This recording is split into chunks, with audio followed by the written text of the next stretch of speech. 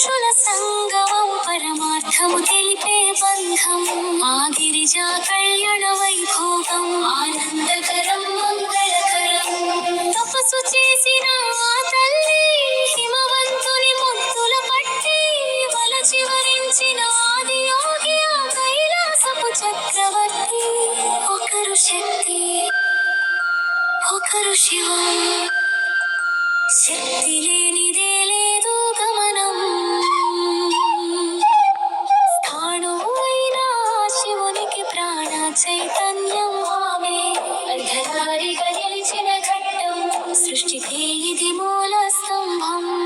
చూడక కన్నులు చాలవే శివ పార్వతుల కళ్యాణం లోకము పొంగిపోయినే ఇది జగములకే శుభయోగం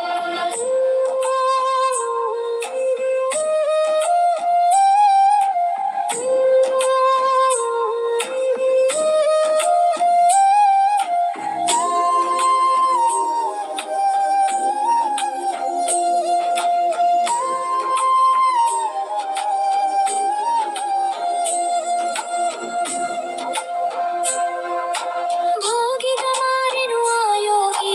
జగతికి చూపెను మార్గం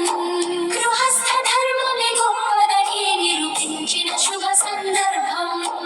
వారి పెళ్లితో ధర్మం నిలిచే వారి దీవెనతో కష్టాలు తొలగే ఆలు మగల అన్యోన్యతకు ఆది దంపతులే నిదర్శనం కుమారస్వామి జననానికి కారణమైనది